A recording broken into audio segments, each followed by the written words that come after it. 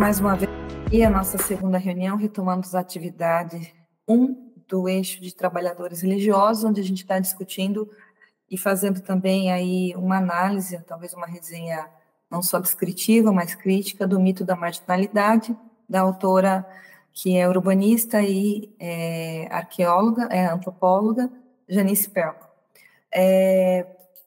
Hoje nós estamos, então, aqui falando sobre o capítulo 2 e 3, né? Na empolgação da semana passada, a gente falou só sobre a introdução e o capítulo 1, com várias observações aí que são ricas para nós, podemos, inclusive, fazer paralelos em nossos artigos e também um resgate daquilo que seria o referencial, né, de todos os nossos referenciais doutrinários do núcleo do trabalho, além do direito do trabalho. No capítulo 2, então, hoje eu vou estar falando o 2, a Carol aqui, a pesquisadora, vai estar falando o 3, e depois, na sequência, nós vamos abrir para debates que serão aqui gravados. A Janice, ela vem falando sobre 2 favelas e um subúrbio, esse é o tema. E por que ela faz essa divisão? Ela faz a divisão porque ela classifica, né, as favelas da zona sul do Rio, da zona norte do Rio e da Baixada Fluminense, e ela faz toda uma divisão de 3 áreas de destino dos migrantes para esses 3 locais, né? Relacionando questões sociais, culturais, econômicas, por ela ser urbanista, também físicas, estruturais do local, não só em termos de construção, como em termos de relevo, buscando demonstrar também a necessidade maior ou menor das políticas públicas, observando sensivelmente esses aspectos, né? A favela do Morro da Zona Sul, a gente também traz um pouco aqui de alguns detalhes, não tão como da semana passada, mas ela coloca que na Zona Sul, por ser uma zona comercial e residencial de classe alta, e principalmente de uma favela que hoje não existe mais, que chamava Catacumba, né, e esse nome vem aí por ser um cemitério de indígenas, né, muito lá atrás era um cemitério de indígenas, passou por uma baronesa aí da Lagoa de Freitas, e depois teve toda uma peleja judicial, mas foi uma favela que foi retirada, conforme alguns registros até de jornais em 1971, 74, ela foi retirada, mas até o momento em que ela existiu, a Janice conseguiu fazer uma relação de quanto a favela contribuía para uma mão de obra doméstica da classe alta do Rio de Janeiro, né? Ela, inclusive, fez relações aí que observavam o quanto existiu essa contribuição de uma mão de obra rotativa, que dificilmente ficava desempregada, porque tinha uma alta taxa de rotatividade, lendo-se que desemprego seria a ausência total de trabalho, formal ou informal, né? E tanto que ela considera em várias vezes a palavra biscates, que a gente entende aí por bicos, né? Várias vezes ela utiliza essa expressão, porque as pessoas que ela entrevista, e leis que ela entrevistou mais de 600 pessoas, né? Aí ela verifica isso, né? Que essas pessoas sempre ficam pouquíssimo tempo sem qualquer ocupação, né? Em situação bem rápida de desemprego total, porque elas conseguem se ocupar dos trabalhos domésticos. O interessante é que ela faz também um link que uma parte do serviço público, como é a questão da educação dos filhos dessas empregadas domésticas, a viabilização em matrículas de escola é realizada mediante o endereço dos patrões e não das pessoas que moram na favela, porque a favela ela não é registrada em nenhum documento para fins oficiais públicos, né? Como, por exemplo, para fins de matrícula numa escola. Pelo menos naquela época, ela faz esse registro, faz essa observação, porque ela entende que realmente você retira aí um pouco do direito à cidadania dessas pessoas, uma vez que não se considera esse endereço. Mas a gente tem que lembrar que as favelas são ocupações irregulares, né? Elas se classificam notariamente por ocupações regulares. Então, a partir do momento que o município reconhece, enumera essas ruas, ele acaba também reconhecendo uma certa formalização. Então, por conta dessa manutenção de conceito de ocupação irregular, as pessoas, quando têm filhos ali, têm suas famílias ali concentradas e residentes nessas favelas, como da Catacumba, principalmente, elas fornecem o endereço dos seus patrões para que os filhos sejam matriculados, né? Ela também acaba verificando, nessa primeira favela, que, ao invés do que a literatura esclarecia, que seria comum em termos de recebimento de migrações, tanto migrações rurais quanto migrações de outros locais e até estrangeiras, né, para o Brasil, a literatura sempre afirmou que as pessoas migrariam para cortiços, ou seja, centros da cidade, conhecidos como locais muito populosos, que normalmente não aceitam crianças e que tem pouca, e que, na verdade, por ter esse não aceite, pouco espaço e pouca rotatividade, não é o que ocorre em relação ao Rio de Janeiro, né? As pessoas não vão para cortiços, diferente de São Paulo, diferente de Lima, ela compara com outros locais, as pessoas não vão para cortiços, elas realmente migram, principalmente a migração rural, vai para as favelas, né? E aí, uma outra explicação que ela dá é que os cortiços acabam tendo cobranças de aluguéis e as favelas necessariamente não têm essas cobranças de aluguéis lá atrás, né? Talvez hoje a gente encontre uma sistemática onde tem, sim, a cobrança de aluguéis e tal, mas em 1970, quando ela apurou aí esse levantamento, não tinha. Na metodologia de pesquisa dela e de levantamento dela, a gente percebe que ela não pega os conceitos de ideologias e incompreensões prevalecentes. Não sei se a gente, resgatando na aula passada, vocês se recordam, uma das perguntas que ela se propôs a responder dentro da pesquisa dela foi: por que as pessoas da favela, os favelados, não se filiaram a movimentos progressistas, os movimentos que eles chamavam de esquerdistas, né? E sim a um movimento mais conservador.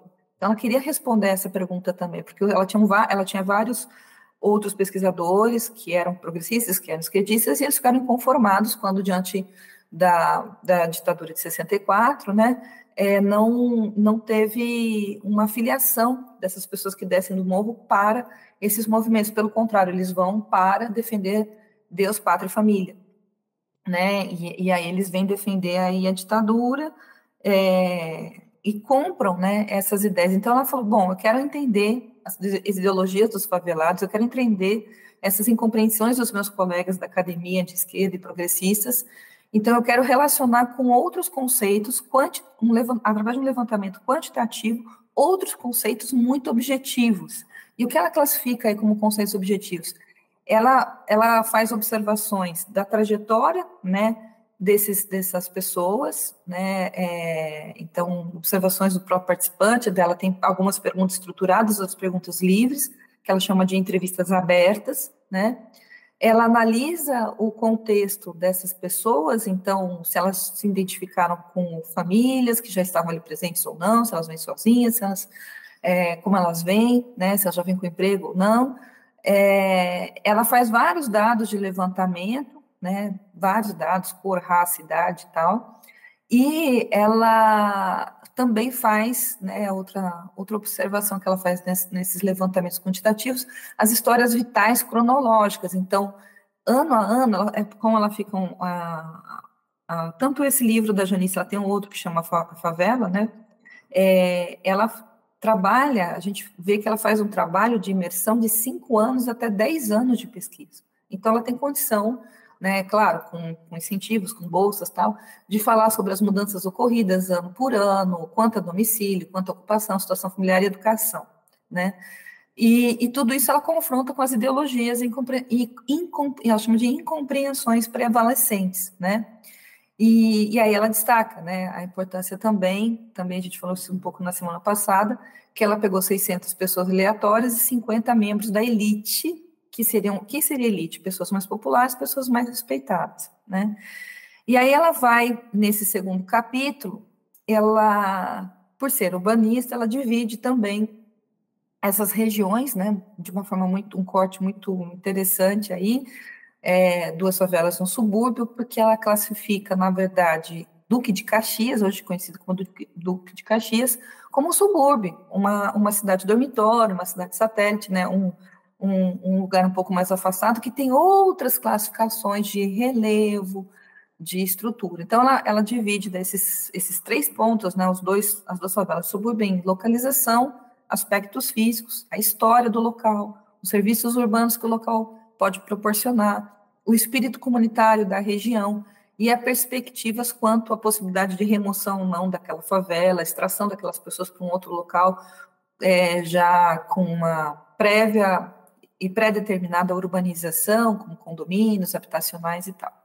Então, a Catacumba, ela também, assim, faz um ponto muito interessante, que ela fala, olha, a favela contraria aquilo que os urbanistas colocam, que os pontos mais altos seriam para pessoas mais abastadas e os pontos mais baixos para pessoas mais humildes, mas, né, de uma capacidade financeira inferior. Ela fala na favela ao contrário, os pontos mais altos são para as pessoas mais humildes da própria favela, então existe uma estratificação dentro das favelas, né?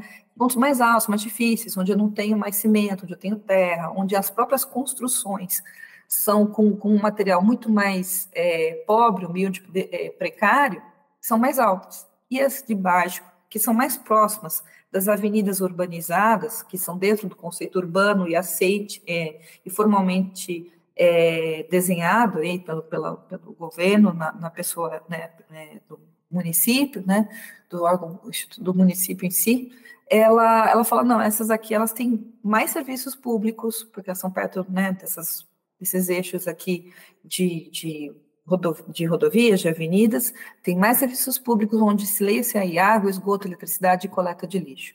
Então, ela coloca que a Catacumba tem isso também, né? Ela destaca, para nós que somos do eixo dos trabalhadores religiosos, que a quantidade de comércios, inclusive de igrejas, dentro das favelas, não só da igreja evangélica, como centros espíritas, como a igreja católica, né, como centro de umbanda, né, e ela destaca que as reuniões, muitas vezes associativas dessas pessoas, são dentro de salão, por exemplo, da Assembleia de Deus, né, nesse caso da Catacumba, da Juventude Atlético Clube também, né, e aí ela vem e explica também o quanto o governo, de forma sutil, né, o Estado, de forma sutil, esse Estado, permite uma prestação de serviços aí, como, por exemplo, água potável servida por 15 torneiras coletivas, atinge tantos por cento da população daquele local, né? Questão da eletricidade é fornecida por 300 casas e a cobrança é feita por tomadas, né? Não por pessoas, né? Que puxam fios gatos, lê-se gatos aí, né? E vai estendendo isso para a favela, mas isso não é suficiente para a costureira, para o barbeiro, para todo um comércio que é criado ali para atender aquela população ali, né? E aí ela destaca também a quantidade de bares, de armazéns, salões de beleza, até farmácias, enfim, que existem tudo dentro da comunidade, né? Como a Janice montou uma ONG, ela destaca também alguns livros aí, não do livro, mas no YouTube, né? Que em 2030 nós vamos ter 3 bilhões de pessoas morando, vivendo em cidades do mundo, né? Fora do plano da cidadania. Aí, fora de plano de cidadania, o conceito plano de cidadania, é claro que eu não vou falar aqui, porque a gente ainda vai falar sobre isso bastante nos outros capítulos também. Mas ela coloca, voltando aqui para a Catacumba e também até para os outros dois que ela divide aqui, né, da Zona Norte e de Duque de Caxias, que seria o subúrbio, né, no Rio, ela destaca que as associações refletem muito regras de conduta ética, regras de organização, que são a própria lei do local, né, para em termos de estabelecer a unidade e a homogeneidade de interesses dessas pessoas, né? Então, existe, claro, associações de caráter recreativo, né, dentro das favelas, que também são favorecidas pelos núcleos religiosos, tal, e existe uma organização que supre a ausência do Estado, por exemplo, a ausência de creches. Mulheres se destacam ali no setor de cuidados, vamos colocar assim, para as outras poderem trabalhar, né? Algumas ficam e cuidam das crianças de toda a comunidade para outras poderem trabalhar. Então, ela explica isso muito, ela detalha isso, né, nesse estudo que ela faz sobre catacumba, e você percebe que é muito sério essas informações que ela proporciona, porque isso é baseado em entrevistas de uma quantidade de pessoas que dá um rigor técnico e um lastro de veracidade, integridade da pesquisa muito grande, né? Por isso que ela tem um destaque internacional muito grande, né? E aí, essa vida econômica que ela fala sobre empregos instáveis, alta taxa de rotatividade, pessoas que não se classificam como desempregadas, né? Mas porque estão sempre em bicos, você vê, ela pega esse olhar, você se sente desempregado? Ela faz perguntas assim, né?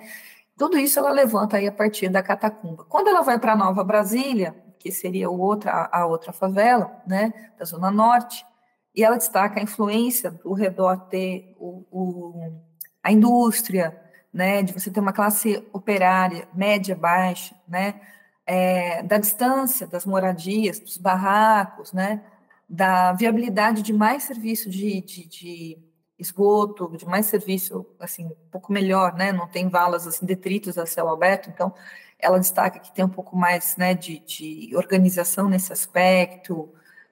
Existem líderes natos, parece que os líderes também se empoderam mais, né? Ela vem e coloca o quanto havia mais requisitos para a urbanização ser preenchida ali, poder reorganizar o local, né? Claro que sempre ela destaca, também trazendo aquele conceito de agentes da cidadania, né? De agentes que fazem a melhoria contínua da cidadania, que incorporam isso, né, dentro da organização ali dentro da favela, a importância desse olhar, ó, nada pode ser imposto só pelo governo, pelo Estado, eu tenho que trazer a colaboração desses líderes, desses coletivos que eu encontro dentro das favelas, porque eles vão me ajudar a fazer uma urbanização efetiva, né, e realmente permitir uma cidadania mais plena, né, ou existente, até a gente pode colocar assim, né. Nesse aspecto de direção, que a gente chama de direção integracionista, né, eu levantei aqui que tem uma outra autora chamada Alba Zaluar, que em 1985, ela trouxe um livro chamado A Máquina e a Revolta, Organizações Populares e o Significado da Pobreza, tá? Da editora Paz e Terra, editado também em 1976, e que fazia um contraponto com a Janice Spellman, né? Fazia a leitura do mito da marginalidade também e tal, mas ele trazia ali mais detalhadamente essa questão das favelas terem esse aspecto integracionista, né, de participação nas soluções para promover ali não só aquilo que uma classe alta permitia que houvesse a coexistência através das favelas próximas ali dela, para ela ter uma mão de obra doméstica barata, mas também para realmente trazer para esses moradores, para esses favelados, para esses migrantes, que a gente pode falar de migrantes rurais, migrantes estrangeiros, né? Um empoderamento, até porque existe uma marginalização também aí, gente, e aí talvez é uma das explicações que a gente vê não só na Janice como em outros locais, de marginalização cultural. Muitos favelados, quando eles vêm e descem dos morros e não se filiam a movimentos mais progressistas, que ajudariam a eles mesmos, né, num aspecto de distribuição equitativa de bens e serviços do Estado, salários mais dignos, tal, né, trabalhos mais decentes, vamos colocar assim, existe aí uma marginalização cultural, que é o que a gente viu na poesia, que a gente fecha na aula passada, né? Significa que eu vou trazer conceitos de fora e não vou valorizar aquilo que é produzido de arte, cultura, de vocabulário, de musicalidade da favela. Apesar da gente ter o samba, né? Apesar da gente ter o funk, apesar da gente ter outros estilos aí musicais que saem da favela e ocupam lugares, sim, de uma rompendo essa marginalização cultural, isso é uma coisa muito mais recente. A gente pode falar que a partir do momento que cada um começa, a partir do seu celular, poder fazer videogravações de filmes, isso tem várias pessoas, se vocês digitarem em marginalização cultural, a gente vai ver professores brasileiros que foram para o Wisconsin, agora esqueci agora o nome de um deles, que eu até estava ouvindo sobre isso.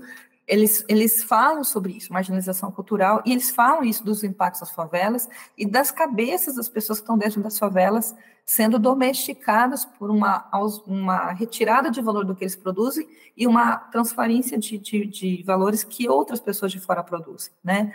Poderia ser um fetichismo de marca, fazendo uma analogia para um fetichismo cultural? Poderia ser. Poderia ser. É mais bonito de fora, é mais bonito no norte-americano, é mais bonito o que a classe média me vende, né? E aí aquela coisa do fetiche, né? E aí você automaticamente, de forma talvez indireta, talvez subliminar, você desempodera a produção cultural que é feita ali dentro, né? Bom, em Nova Brasília, ela fala muito desses líderes natos, né? A Alba Zaluar, ela critica um pouco esses líderes nos conceitos dela, depois eu coloco aqui só um trechinho do livro dela, que eu achei bem interessante, bem conivente aqui com a gente, porque a Alba fala assim, olha, esses líderes natos, eles fazem um verdadeiro clientelismo com o governo público, eles iam lá, mexiam os pauzinhos e conseguiam mais coisas aqui para favorecer a comunidade, aquela favela e tal. Então, existem umas críticas sobre esses líderes, tá? Só para vocês saberem, tal, que eles estão fazendo só coisas boas, existia uma troca de favores, a gente não sabe que troca de serviço que existia, né? Se eram votos também comprados, provavelmente, o que era, mas existia esse clientelismo e, de certa forma, um parasitismo político em cima dos moradores da favela, tá?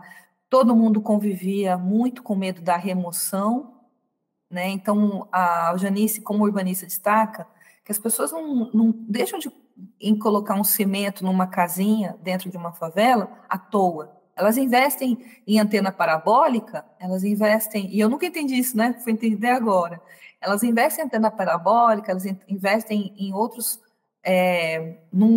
em outros equipamentos, né, eletrodomésticos, tal, porque elas têm o medo da remoção. Para que eu vou investir em cimento, vou colocar tijolo, vou colocar uma estrutura melhor aqui, se a prefeitura vai vir e vai colocar tudo abaixo, né? Vai fazer tudo que eu investi aqui na estrutura da minha casa, ela vai destruir com a possível remoção, que eu sou sempre ameaçada estando aqui na favela da Catacumba ou aqui da Nova Brasília, né? Então, ela explica isso. Eu achei bem interessante que ela explica isso, porque a gente realmente vê, né? Se você passa em qualquer dependendo da favela, você passa e você vê algumas casinhas próximas às rodovias ou avenidas, né, que são dentro do plano piloto da prefeitura de urbanização, você vê casinhas com mais estrutura, né, e as de cima com menos estrutura, e essa é a explicação. O próprio favelado entende que ele vai perder aquele investimento. Então, ele investe em quê? No lazer, ele investe em coisas que ele pode levar, né? Ele pode levar um parabólico, ele pode levar um eletrodoméstico, ele pode levar uma cama, ele pode levar uma televisão, mas ele não vai, muitas vezes, conseguir salvar a própria casa aí da remoção, da destruição, que a prefeitura vira e mexe o ameaça, né? E aí, quando ela vem em Duque de Caxias, ela também, a partir dessa observação, ela pega em Duque de Caxias e explica que eles fazem um investimento maior. Gente, desculpa, agora eu acabei olhando o horário, passei um pouco aqui, né? Eu acho que um texto que eu vou passar aqui para vocês depois, dentro do nosso eixo, que é Revisitando o Mito da Marginalidade, vão trazer outros conceitos, mas eu ia comentar, vou deixar de comentar, estão grifados, até já grifei aqui, vou mandar para vocês com meus grifos, desculpem aí, que depois que eu vi que eu salvei assim. Mas eles comentam sobre a Alba Zaluar e vão trazer outras vezes que pode ser rico aí para vocês, de repente, fazerem uma pegada para os outros capítulos, tá bom? Carol, com você, por favor, e me perdoa, se não poder aqui de novo. Imagina. É tão gostoso te ouvir que, sinceramente, a gente nem viu o tempo passar, né? Eu acho que a Cíntia ela já antecipou bastante, eu super agradeço, né? Justamente essa questão de como a Janice ela costuma fazer essa pesquisa, né? Essa questão da individualização.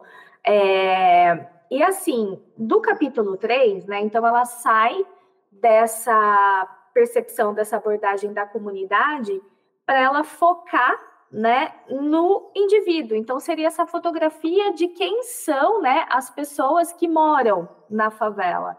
E daí ela traz, né, ela diz até que é uma fotografia composta, porque é composta justamente dos favelados em geral e dos migrantes, que ela acaba trazendo nessas duas categorias, né?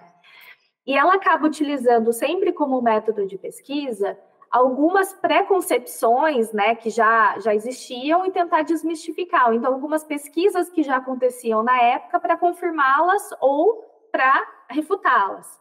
Então, no primeiro momento, ela traz quem são, né, esses favelados. E justamente ela faz essa crítica, porque na época tinha esse estereótipo, né, do favelado como sendo aquele negro vadio, sem vida familiar regular. Então, assim, ela faz primeiro uma crítica, né, porque acaba generalizando a população negra masculina e também acaba por simplificar essa complexa textura da população geral da favela. Eu queria fazer uma observação pessoal aqui, principalmente depois da semana passada, né, que a gente teve aquele bate-papo sobre a inteligência artificial e com os meninos do MTST, e eu fico pensando, sabe, faz sentido ela, né, enquanto estadunidense, vir para cá para ficar estudando 25 anos. Mas eu acho que para a gente, né, que a realidade ela tá tão perto, eu acho tão absurdo, sabe? A gente tem que explicar para as pessoas que convivem que isso não é verdade. Isso para mim é uma coisa que, sinceramente, eu fico pensando até a gente enquanto academia, o quanto que a gente tem falhado. Porque a gente estuda, acaba estudando estatística, a gente estuda, refuta as teorias, mas em compensação, qual será que é o alcance que a gente tem dado para as nossas pesquisas? E talvez é uma das coisas que me faça refletir até como metodologia para os nossos, né, estudos enquanto trabalho religioso. Porque a gente vê assim essa questão da marginalidade também muito presente no nosso eixo, né? Mas, assim, só feitas essas observações iniciais, voltando aqui, né? Então, o que ela faz? Justamente por conta dessa situação, ela acaba fazendo, né, todas essas pesquisas aleatórias, com pessoas aleatórias e também com a elite, e ela, nesse capítulo, ela vai trazer praticamente as estatísticas.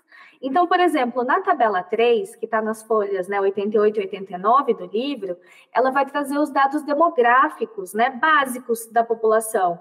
Então, assim, o que ela percebe? Que existe um pouco mais de mulheres do que homens nas favelas, né?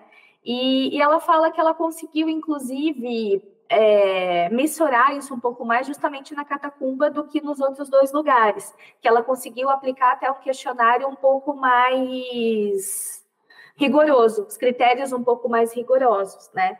E daí ela chegou a algumas conclusões, tá? Então, por que existe mais mulheres do que homens nas favelas? E daí, o que ela pensou, né? Na verdade, que ela pensou não, que ela, com os dados, com as entrevistas, ela acabou concluindo que para os homens existem mais opções, né? Então, o que acontece? Eles têm opção de quartel, eles podem ir para as obras e ficar nas obras, tem as pensões, né? Então, ela verificou também que a taxa de imigração é um pouco maior para as mulheres. E depois ela vai acabar falando, até por conta dessa situação, vai fazer a relação com os motivos, né, que levam os homens e as mulheres também a migrar, que a gente percebe que é totalmente diferente e que vai refletir também nessa questão do patriarcado, né, fazendo esse recorte de gênero. Mas daqui a pouco a gente volta para falar um pouco disso. Então, ela faz um recorte também de tipo racial, e daí ela percebe, né, que existe um equilíbrio racial nas favelas cariocas, né? Só que ela também fala que esse equilíbrio, né, por exemplo, de 21% de negros, de 30% de mulatos e 49% de brancos, isso não reflete o equilíbrio racial na sociedade como um todo. Porque afinal, né, os brancos favelados, eles só vão apresentar ali uma fração né? Você leva isso para a sociedade, você vai perceber assim que existem diversas pessoas brancas que moram além das favelas. Só que, em compensação, esse terço dos negros aqui, que refletem, né?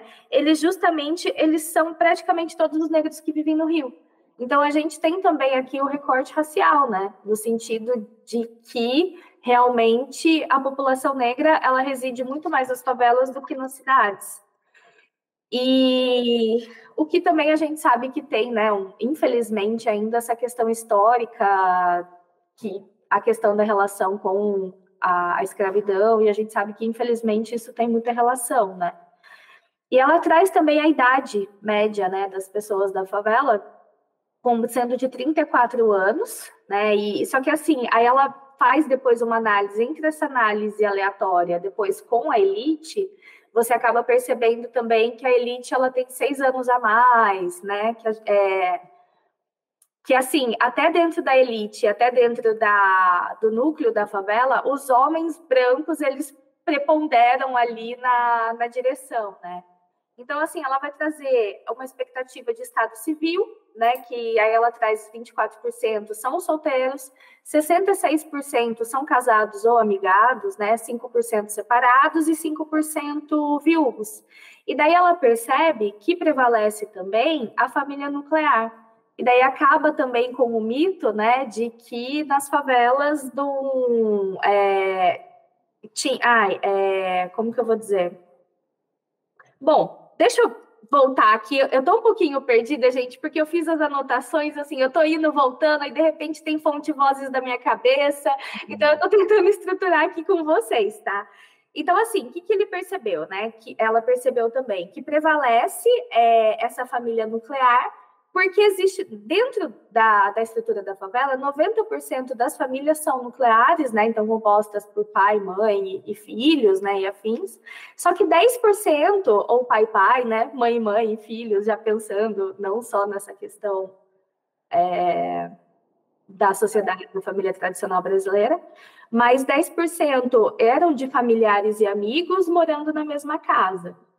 E depois também, né? Ela percebeu que tem 30% de analfabetismo dentro das pessoas dessas amostras. E depois, nessa tabela 3, ela acaba fazendo uma comparação, né, entre uma amostra aleatória, que ela faz de 600 pessoas ali, e também da elite, que justamente foi aquilo que a Cíntia já tinha comentado, que seria aquela liderança, né, política e social. E ela descobre, né, ela verifica que as mulheres elas estão excluídas, né, na elite, mesmo nos grupos de influência de vizinhança. Então, assim, o que ela verificou? Que até mesmo dentro da estrutura da favela, a gente reflete, né, essa questão do machismo e do patriarcado, porque a cada 10 líderes, 9 são homens. E, assim, preponderantemente brancos, tem uma idade, né, 7 anos a mais do que a idade geral, e todos são alfabetizados e todos são empregados. E além disso, né, ela traz também o dado de que nem todos os favelados, eles são migrantes, né, porque a gente também tem aquela ideia de que as pessoas vêm para cá, né, tem aquela questão do êxodo, vários livros também que a gente lê, né, que fala dessa situação. E ela traz o dado de que 1/3 das pessoas que residem nas favelas, eles nasceram nas cidades, e 18% eles são cariocas, né? Então, assim, e outro dado que ela traz também é que os favelados nativos, eles frequentemente vivem no mesmo local onde eles nasceram, então não tem muito essa mobilidade. Então, assim, desses números absolutos, né? Então, ela pegando essas duas amostras de 600 pessoas e dos 150 pessoas da elite, das 600 pessoas, 494 eram migrantes, e da elite, das 150 pessoas, 119 também eram migrantes, né? Então, feito isso, ela faz o questionamento, tá, então tá bom. Mas quem são esses migrantes, né, que residem nas favelas? Então, ela acaba por verificar que esse processo, né, no caso de migração para as favelas, ele não é homogêneo. E também não é idêntico para todos. E ela esperava, né, até ela relata no livro, que ela esperava encontrar um padrão de variáveis básicas, né, que pudesse conjugar a população em diferentes subtipos da mesma forma que ela fez ali nesse começo, né? Então, assim, que ela conseguisse explicar a diferença de atributo pessoal, nível de adaptação urbana, né? Fazer uma combinação de variáveis extraídas de antecedente pessoal, da experiência migratória, só que ela não conseguiu formar, né, esses grupos segundo o critério de idade, sexo, estado civil, como ela tinha aplicado ali. E ela percebeu assim que essas distribuições eles eram quase uniformes. E ela também encontrou uma dificuldade para determinar, né, se os migrantes vinham das camadas inferiores ou superiores da população rural. E, além disso, o que ela busca também refutar, né? Que tinha uma presunção de que os migrantes eles eram membros desvalidos entre os pobres do interior. Então, assim, o que ela quis verificar, né? Procurar dados, na verdade, que confirmassem ou não. E o que ela verificou, né? Que universalmente, aliás, desculpa, era um outro dado também, um outro mito que existia na época, era que os migrantes para a cidade grande, eles estavam acima da média nacional, né, no que se refere à educação, habitação e afinidade como modo de vida urbano. Então, por exemplo, eu já posso até me identificar, né, que a pessoa que vem do interior, de repente vem para São Paulo, na busca de melhores empregos, estudando, qualificação e tudo mais. Brincadeiras à parte, né, então, o que ela pega, né, esses dados assim da pesquisa que já existia e ela verificou o quê? Né? Que essa migração ela é seletiva. Apenas os mais dinâmicos da população rural que eles migravam para as cidades. A maioria ela acabava permanecendo ali.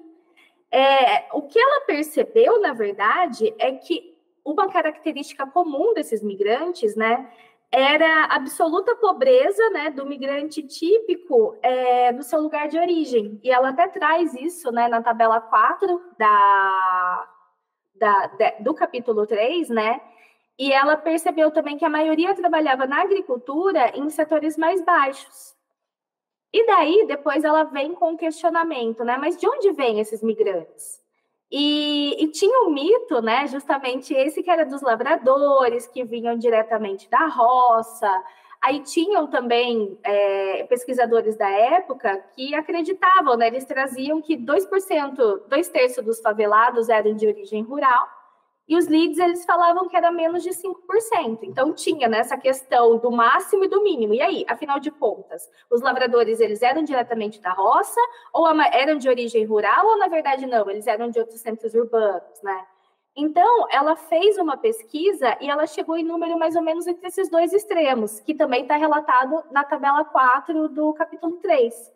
Então, assim, daquelas 494 pessoas que ela encontra, né, na amostra aleatória, ela verifica o quê? Que 23% realmente veio da roça, 25%, né, era de vila ou povoado, 33% era de sede municipal e 19% eram de grandes cidades, né?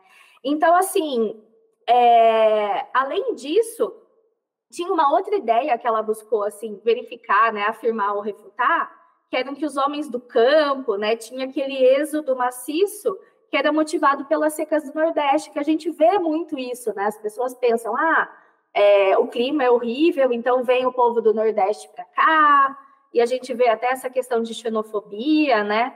Que infelizmente existe muito, que eu acho que isso também está muito relacionado.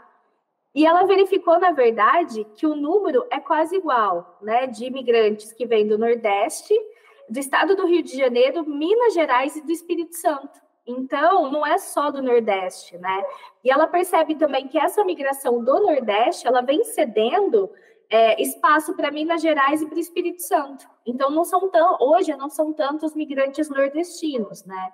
E por que isso acontece também? Porque para ela, na pesquisa dela, Recife e Bahia também são polos de atração. Então, assim, e isso decorre, inclusive, né, de ímpeto de programas de industrialização e desenvolvimento, que a gente vê aqui também a importância das políticas públicas, né? no sentido de que, com o desenvolvimento dessas regiões, acabaram abarcando parte, né, dessas pessoas. E antes, assim, né, os migrantes que vinham para Rio de Janeiro, para São Paulo, hoje eles vão também para esses polos de Recife e Bahia. Assim, é muito louco, né, essa questão, assim, da gente fazer uma análise da academia com realidades de pessoas que nós conhecemos. O meu ex-cunhado, eu posso, né, gente, abrir, assim, falando um pouco de situações. Ele tem, acho que hoje, uns 48 anos, o Flávio, eu acredito. E ele foi ator da oficina por 16 anos e ele é nordestino. Ele é do sertão de Tuparetama. E quando ele cresceu, né, assim, o sonho dele era estudar, mas a cidade dele era muito pequena. E daí a gente vê também a importância desses programas sociais, né, de renda e tudo mais, porque a perspectiva lá era das pessoas serem o que os pais eram. E o pai dele era motorista de ônibus escolar, e o sonho dele era estudar. E o pai dele achava que isso era coisa de gente metida. Então, o que acontece? Para ele conseguir estudar, ele foi para Recife, para ficar cuidando de criança, assim, de um amigo do pai deles, né, para ele conseguir estudar e tudo mais. Então, ele era babá das crianças, em troca de casa, em troca de comida, para ele conseguir estudar. Aí depois os irmãos quiseram estudar também, então ele trabalhava em 3 empregos, né, para conseguir sustentar todo mundo, assim, para ajudar.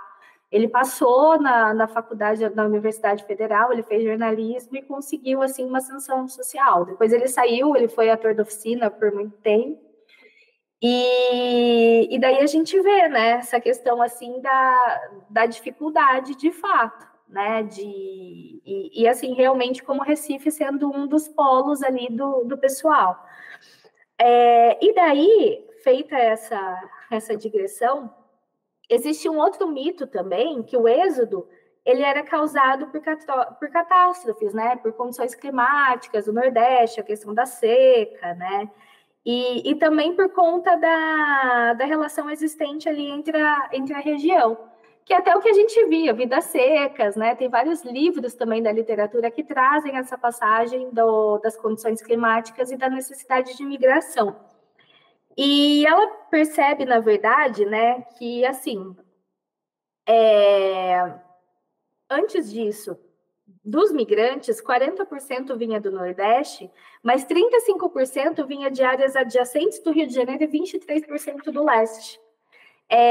Então, assim, na verdade, a gente desconstruiu um pouco esse mito, né, do êxodo causado por catástrofes, porque, na verdade, não era o que acontecia. A maior parte do êxodo, na verdade, eles estavam relacionados, às vezes, a circunstâncias familiares, né, de parentes e tudo mais. Além disso, tinha um outro mito, que era o da prévia experiência urbana, né? Então, o mito original era de que os migrantes eles eram lavradores, que eles eram despreparados e que eram substituídos por outras pessoas, né? E também que eles estavam pré-urbanizados. Tinha esse mito e tinha o outro, por outro lado, que falava que eles estavam pré-urbanizados, que eles já chegavam na cidade, né? Tinha até aquela questão do ethos urbano, de uma ideologia urbana que permeava, meu Deus, desculpa, os povoados, né? Então, assim, e também tinha um outro mito dessa questão dos latifúndios, né? Que eles tinham elementos fortemente urbanos, contra organização e tudo mais. Então tinha, né, a questão do migrante camponês, típico, que trabalha na roça, que pratica venda no mercado monetário, né? Que tinha familiarizado já com aquela estrutura praticamente feudal, né? E ela, na verdade, ela tentou comprovar, né, se de fato essas afirmações, se realmente os migrantes eram lavradores, se eles já eram pré-urbanizados, se eles já estavam condicionados, né, essa questão dessa dinâmica, né? E ela percebeu o quê? Que a frequência que viaja para a cidade próxima na verdade, desculpa, o que ela tentou fazer é o seguinte, ela pegou com os moradores de vila, de povoado e da roça, e ela fez uma pergunta direta, qual era a frequência que eles viajavam para a cidade mais próxima e qual que era a finalidade? E ela chegou a algumas conclusões, né? Um terço jamais ou poucas vezes foram algumas vezes na cidade, tá? Então, ela confrontou isso com aquela teoria do latifúndio, da organização, que as pessoas se dirigiam às cidades, né, para efetuar transação, para vender as coisas e tudo mais. 34% eles iam uma vez por mês ou poucas vezes por ano para a cidade. 33% ia de uma forma semanal, né, ou diariamente, e ela chegou à conclusão que das 244 pessoas provenientes da vila, 78% só que possuíam esse tipo de experiência que eles relatavam. E daí ela quis questionar, né? Então tá, quais eram os motivos da ida para a cidade? Já que não confirma essa experiência, né? Institucional, que era dessa experiência institucional pré-urbanizadora, que os leads enfatizavam. Aí ela viu que 3% era para obter documento, para consultar um advogado e para realizar atividades burocráticas. 16% era para procurar emprego e a maioria ia simplesmente por diversão. 47% ia para fazer compra e 3% ia para se divertir. Né? E dessa proporção, os líderes eram justamente as pessoas que iam mais às cidades. Aí, feito isso, ela quis entender um pouquinho também por que as pessoas emigravam. Porque justamente tinha na época essa teoria da expulsão e atração, né? Para explicar esse deslocamento. Então a gente tem uma situação muito ruim, então a cidade grande ela atrai por conta das oportunidades, aqui tem melhores empregos, né? E tinha também justamente essa teoria das condições climáticas e também desses fatores micro e macroeconômicos, né? E estrutura de expulsão. E o êxodo rural, né? Que seria o fato decorrente dessa atração exercida pela cidade. E o que ela percebeu, gente? Justamente aquilo que eu tinha mencionado no começo. Que os estudos empíricos, eles desmentiram totalmente esses fatores de expulsão, né? Até ela cita Germany, né? Que ele não viu um grau de pobreza rural, né? E desse deslocamento. Os fatores objetivos, eles seriam filtrados pelas atitudes e pelas decisões dos indivíduos. Então, qual foi a observação quando ela fez, né, nessa perspectiva do migrante? O que levou, né? Então, de fato, 46% viu o lado econômico, só que 46% também vinha por família e saúde. Aí só 2% vinha por desastre natural e 5% vinha por atração da cidade. Então, ela já derrubou, né, todas as teorias existentes na época. E ao questionar essas pessoas, a maioria ela não sabia nem definir com precisão os motivos para migrar. Então, ela percebeu assim que os fatores eram muito complexos. Então, assim, por exemplo, homens com família, ela verificava que era só em último caso, senão eles tendiam a ficar no mesmo lugar.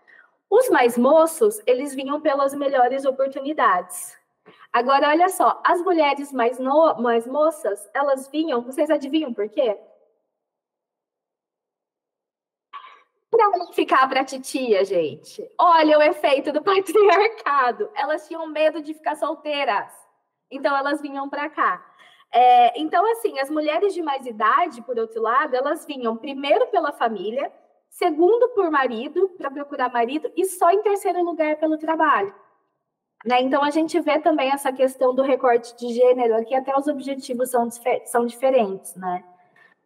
E daí depois também ela tenta desconstituir alguns mitos, né? Se era migração por etapa, então eles vinham de cidade para cidade, ou se a realidade, né, era de outra forma. Então ela acaba verificando, né, que a realidade, na verdade, seria uma migração direta, que a maioria, ao contrário do que eles falavam, que eram pessoas que vinham sozinhas para cá, a maioria vinha acompanhado, né? Então ela até coloca na tabela 7.6, né? Então, assim, tem vários dados aqui super interessantes, mas eu acho que a gente pode se ater a esses também, porque depois ela traz muito também essa questão da realidade, né? No caso, por que eles vêm? Até deixa eu pegar aqui agora as minhas estatísticas, que eu passei para um outro lugar. No caso de quando eles chegam, né? ela verifica também que hoje a curva ela tornou um pouco mais raro os casos de imigração que chegam no Rio de Janeiro. Só que a maioria, por exemplo, ela viu que vieram durante o Estado Novo, né? E depois a porcentagem ela passou a baixar. E a tendência para ela é que isso baixe cada vez mais. E ela pergunta para onde que eles vão, né? Como que chegam. Mas assim, eu acho que esses dados aqui, eu acho que dá para a gente verificar depois. Mas uma das coisas assim que ela constatou é justamente que não existe, né? E é interessante, assim, na verdade, essa questão do nível de educação que ela aponta. Porque, às vezes, a questão da educação, o nível das pessoas, né, que nasceram nas favelas e tudo mais, que têm acesso, é um pouco maior. Só que um dado que ela traz é que o fato das pessoas elas terem mais acesso à educação não significa que elas vão ter um futuro melhor, né? E que a maioria, na verdade, acaba não saindo das favelas. Eu acho que, assim, com relação ao capítulo 3 e a metodologia, o que eu achei muito interessante é justamente essa questão da individualização, né? E de você tentar refutar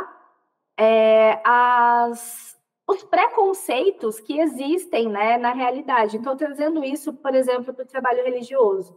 Qual que é o mito que a gente tem, né? Que as pessoas elas são extremamente deslocadas da realidade, né? Tem essa questão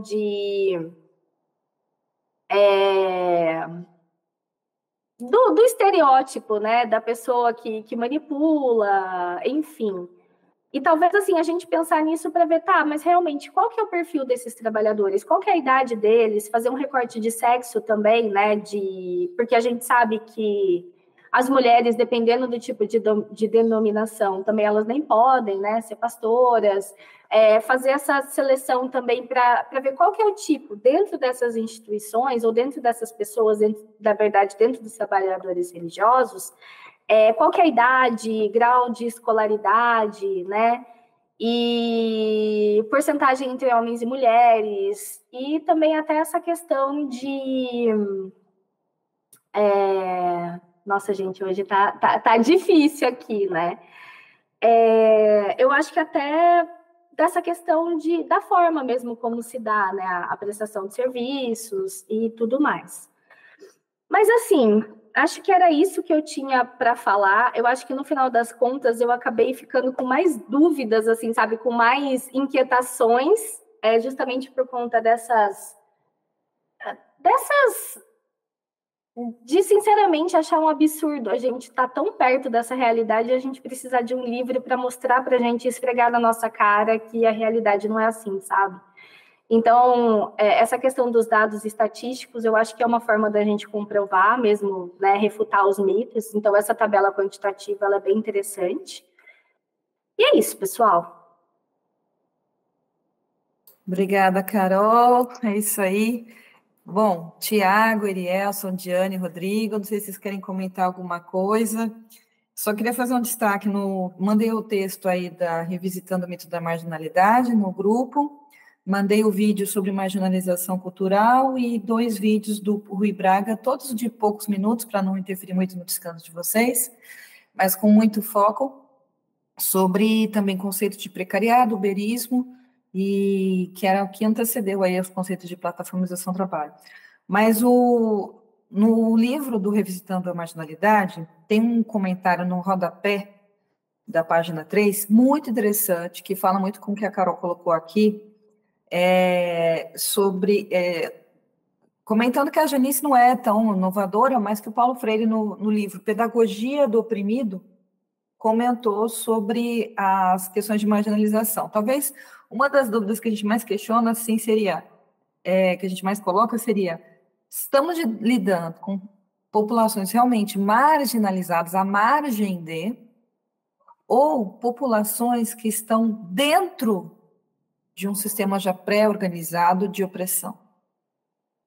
Então, o Paulo Freire ele faz exatamente esse ponto, ele coloca assim, olha, pedagogia do oprimido, ele coloca assim, já afirmava, na verdade, os chamados marginalizados, que são os oprimidos, jamais estiveram fora sempre estiveram dentro da estrutura que os transforma em seres para outro, Sua solução, pois, não está em integrar-se ou incorporar-se a uma estrutura que os oprime, mas em transformá-la para que possam fazer seres para si.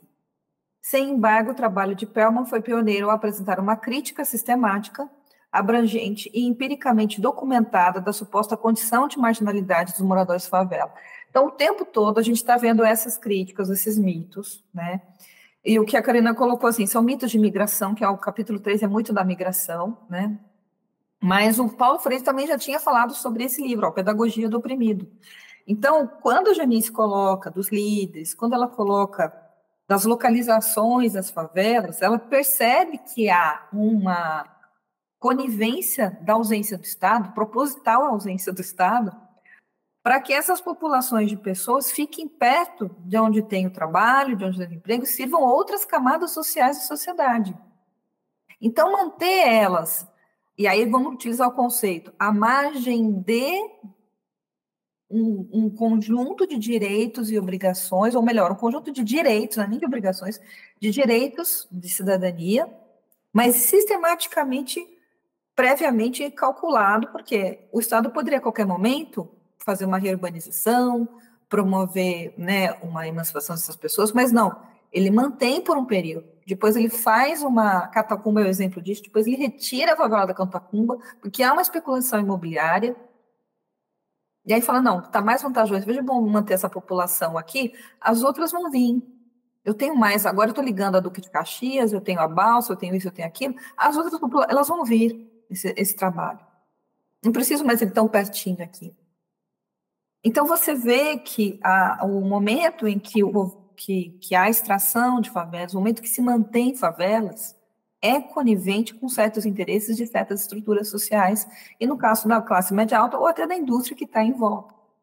Por isso ela vem e ela faz a separação, a da Zona Norte, que vai perto de uma indústria, da Zona Sul, que vai perto de famílias de uma classe X, e Duque de Caxias, que depois acaba se emancipando e virando aquilo que parece que Duque era uma região de Pantanal, né? Muito problema com água, tal, nível do mar ali e tal, muitas enchentes, tudo.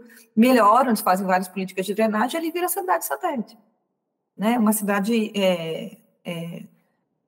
dormitório até, né? Para muito. Hoje já tem mais comércio, hoje Duque de Caxias está muito melhor, tem centros empresariais, tal. Mas naquela época, nos anos 70, era isso, né? Era bem essa questão. Mas é interessante que há um diálogo entre a Janice, agora a gente está vendo Paulo Freire, a Alba está criticando ali também, a Alba fala do clientelismo, que ela falou assim, olha, esses líderes, na verdade, eles pensam que eles estão representando coletividade, mas eles também estão sendo manipulados.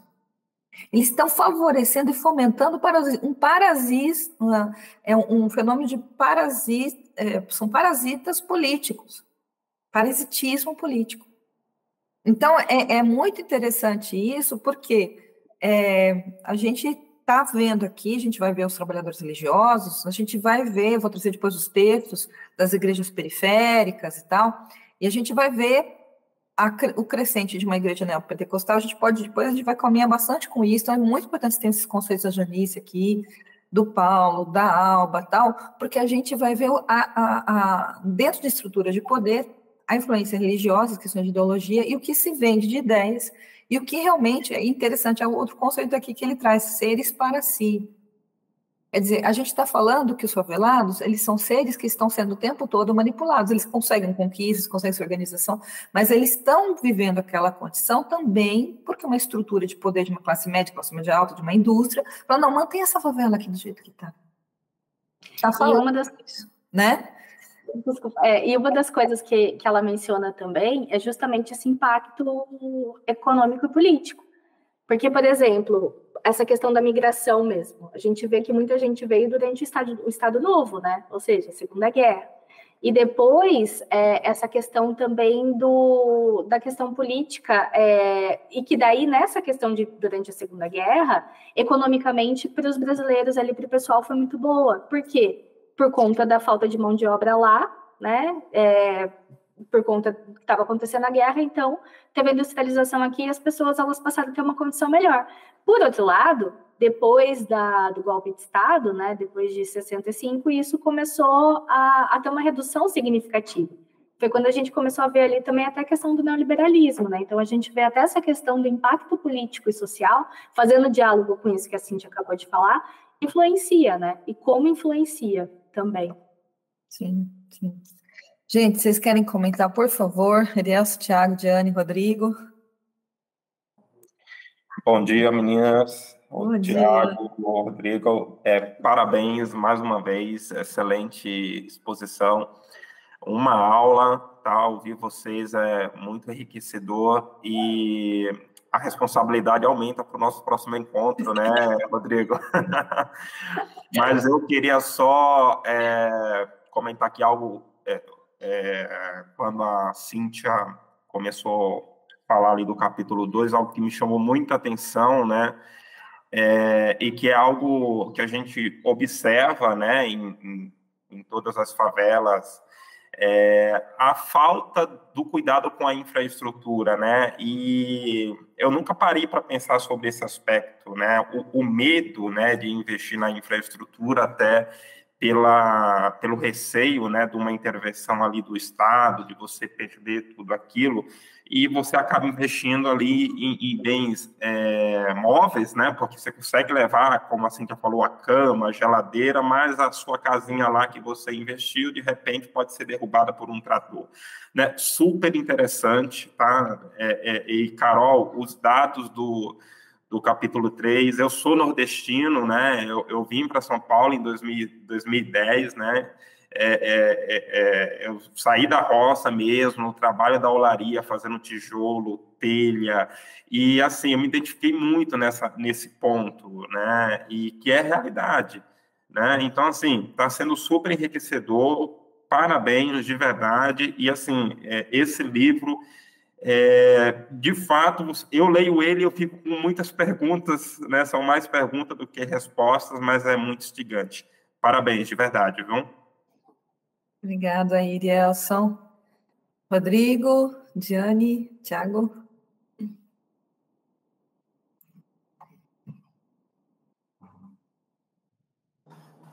Bom dia novamente, bom dia a todos. Bom, mais uma vez, parabéns, Cíntia, Carol, foi uma explanação muito boa, muito interessante, eu gostei bastante.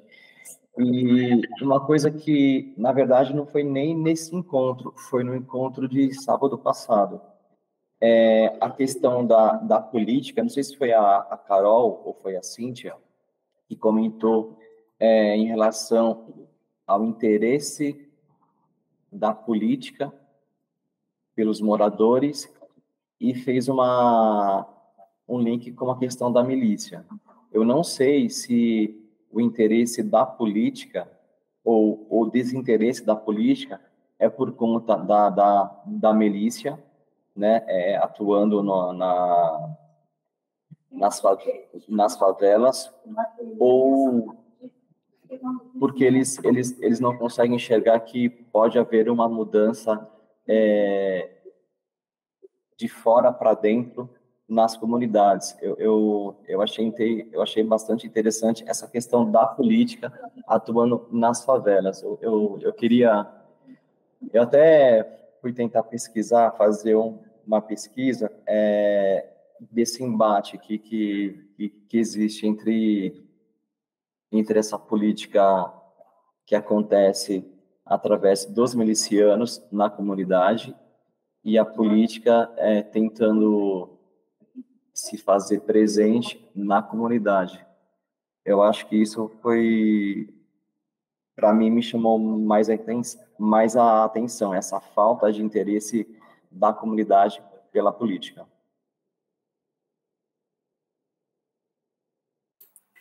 Legal, Rodrigo. Isso nesse artigo que eu mandei aí do Revisitando o Mito da Marginalidade, ele vai pegar bem esse corte que você está colocando da influência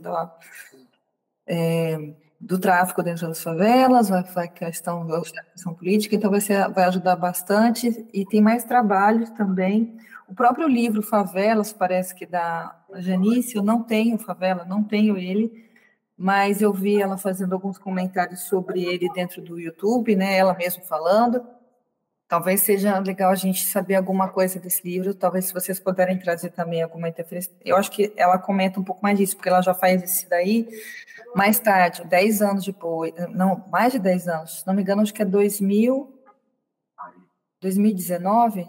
Não, eu não lembro agora, favela, qual que é a data, mas acho que no começo do ano 2000, então a gente sai de 78 para 2000, já tem uma boa modificação, né, dessas favelas aí, então vai ser bem interessante. Bom, a Diane já explicou aqui, não sei se o Thiago também está com problema de microfone, não sei se ele consegue falar, mas se ele quiser falar, Thiago, você fica à vontade também. Acho que escreveu aqui, né? Acho que ele está com... O Thiago está em trânsito, né? Está na rua. Está na rua, então tudo bem. Gente, semana que vem a gente poderia estar fazendo o grupo, só que eu ia pedir um favor para vocês. Eu tenho uma atividade em Campinas, que eu sou coordenadora, de um dia contra uma atividade pelo SASP, que eu sou coordenadora regional do SASP, então na Comissão da Mulher, e vai ser ao vivo, vai ser presencial nos sindicatos metalúrgicos.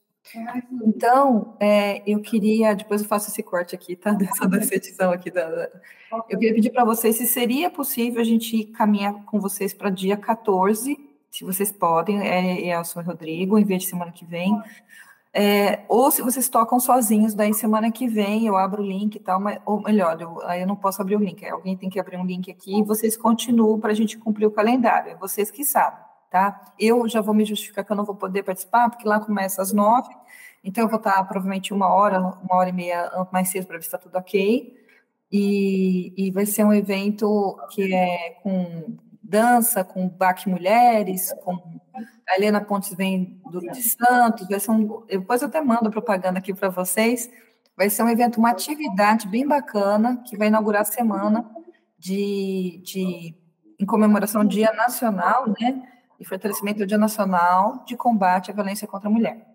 Então, no dia 10 mesmo, eu vou estar numa live com uma federação única, que é de sindicatos de servidores públicos, mas no dia 7 tem essa atividade que ela é patrocinada pelo SASP, com apoio do Sindicato dos Metalúrgicos, com apoio de algumas frentes populares aqui da região. A gente está tentando formar um grupo de advogados progressistas na RMC, na região de Campinas interior. Então, vai ser muito legal. Agora, vocês estão convidados, tá? Se vocês puderem vir até Campinas, estão convidados. O evento é gratuito, vai ter comes e bebes, vai ter música, vai ter dança corporal, vai ter assim, 2 palestras, das 9 ao meio-dia, mas acho que o pessoal acho que vai se animar, vai ser das 9 a 1h. Enquanto tiver comida e tiver a música, é capaz de ter, né? Aí vocês fiquem à vontade, se quiserem participar também, não é só para mulheres, apesar de, né, provavelmente vocês ficam à vontade. Pode ser para o dia 14 para vocês, então, eu estou vendo aqui o Erielson falou que pode, Rodrigo pode também, dá problema para você? É melhor assim, eu até estava conversando com, acho que na verdade foi o Erielson que acabou mandando para mim aqui em secreto, aqui no WhatsApp, a quantidade de páginas para leitura e encaixar isso no nosso dia a dia, com tanta coisa, com tanto prazo, enfim, eu acho que é razoável a gente postergar isso para o dia 14. Então, tá ótimo, gente. Então, é legal que aí vocês distribuem melhor essas páginas de leitura, exploram melhor, trazem aí as críticas de vocês, e aí semana que vem a gente dá um descansozinho aqui. Enquanto isso, também eu já termino os documentos para a gente poder começar depois a atividade de entrevistas, e eu espero que vocês tenham entendido que realmente é muito rico toda a forma como a Janice coleta, faz pergunta, contextualiza. Se a gente puder trazer um pouco disso para as nossas perguntas, para os nossos entrevistados, vai ser excelente, porque a gente traz uma riqueza para depois escrever artigos, para depois trazer contextos mais de realidade, né? Não de empíricos e não tão teóricos. Você vê como tem um abismo, às vezes, né? Entre a teoria e a realidade. Então, gente, obrigada, já são 9h35, obrigada por todos aí estarem participando. Depois eu vou fazer os cortes, aí a gente vai fazer as edições aqui certinho, bonitinho. E se Deus quiser, depois a gente consegue subir para o canal do Núcleo também, essas nossas investigações de referenciais teóricos sobre marginalização, tá bom? Obrigada, um beijo para vocês, bom descanso para todos. Obrigado, pessoal. Então, até obrigado. Depois eu coloco ali de novo, atualizo o calendário ali para a gente, tá bom? Obrigado. Tchau, gente. Bom dia. Bom dia.